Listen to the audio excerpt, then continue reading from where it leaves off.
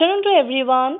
So today's topic or today's my video will be on the topic of wind. Okay. So I'm going to teach today on the topic of wind and in a very detailed manner. And in the upcoming videos also, I'm going to teach on the different forces that makes the influences in the movement of wind as well as the different types of wind and the role of wind in the Earth's atmosphere. Okay, let's start now. So wind, okay, in the previous means or the earlier classes also we know that in a very simple term that what is wind? The air in motion is called as wind. Okay. So in the second number point you can see here that wind basically depends on the temperature difference. It is a very important key point to remember out in the objective type questions also. It is frequently asked that at what basically wind depends upon, then the answer will be temperature difference of the atmosphere, and the wind is closely associated, okay, with the atmospheric pressure. So in the below you can notice the two pictures over here.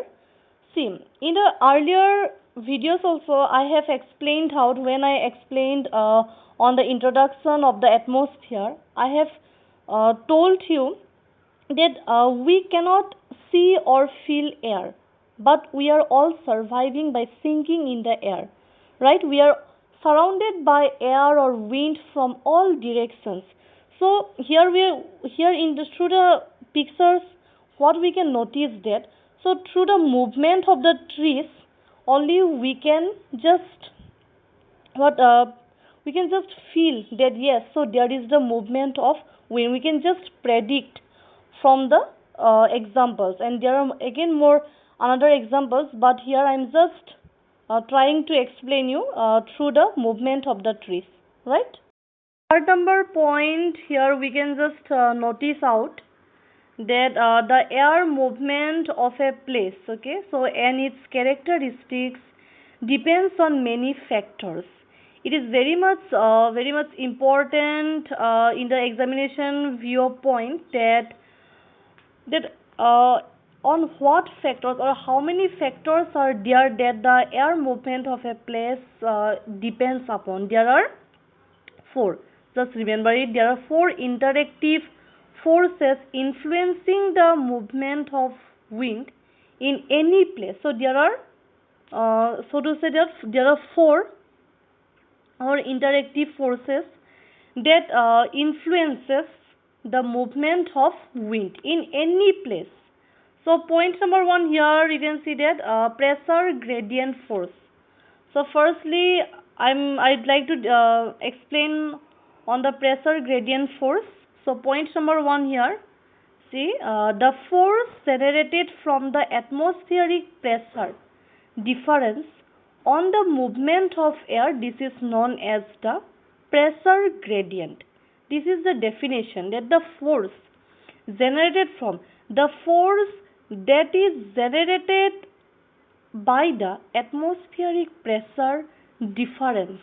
Okay, atmospheric pressure difference means you can say that from the high pressure to low pressure. Always remember that the air movement takes place from always from high pressure to low pressure. Okay, not from low pressure to high pressure, always high pressure to low pressure. Okay, then it what basically results in the movement of air, and it takes place on the earth's surface, and this is known as pressure gradient force. And the another three also I'd be discussing later on, and the another three just I'd like to mention. One is gravitational force, I'll discuss later on. Then secondly centrifugal or Coriolis force, and thirdly that is the frictional force, right? So it is very much important from the examination point of view.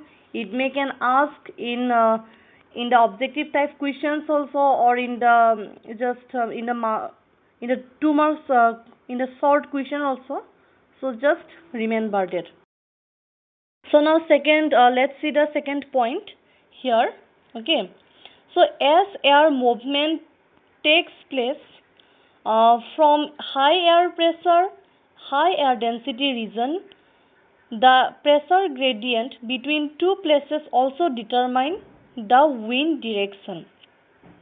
I have already discussed that, or I have already said in the first point when I have explained the definition of pressure gradient force, what I have explained that through the diagram, that from the always the air movement takes place from the high pressure to low pressure, okay, not from low pressure to high pressure. This is wrong.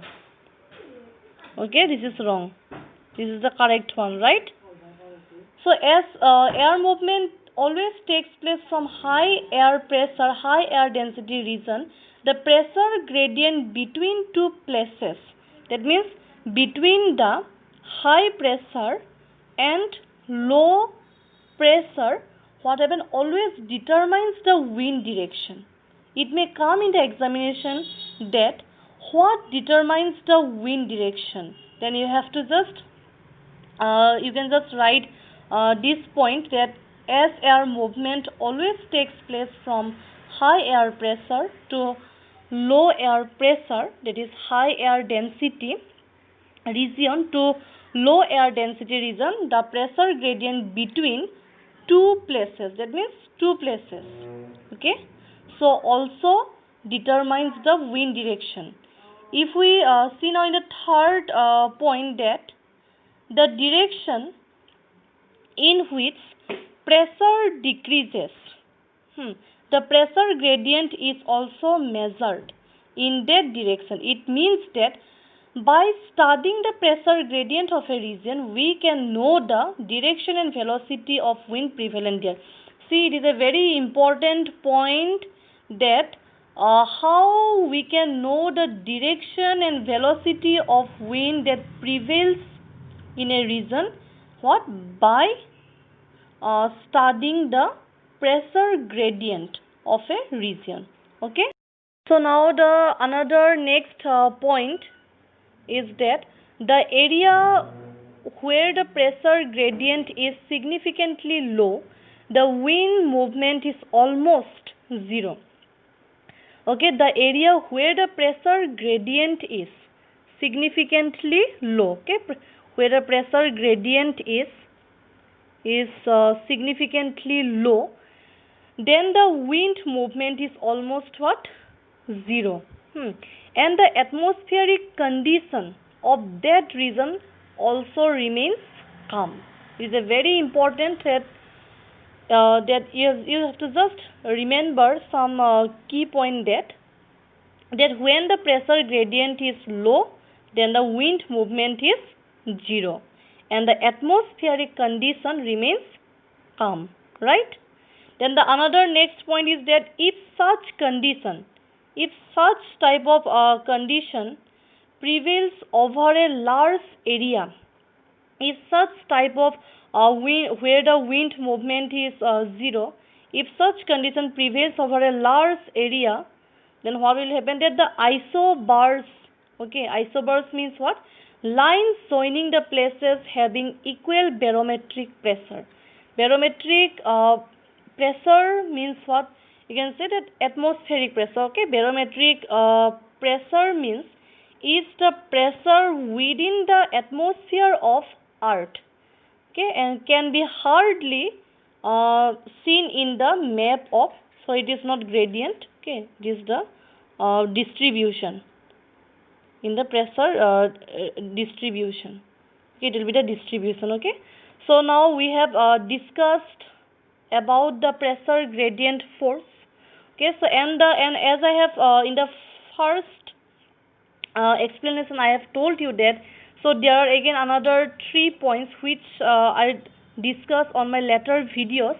Just I would like to mention that another second point is that gravitational force. This is one of the most important force that influences the movement of wind. Another and thirdly, a centrifugal or Coriolis force, right? I'll discuss also on this topic with the help of diagram. And at the last is, that is the frictional force. So these were the forces that influences the movement of wind. Okay.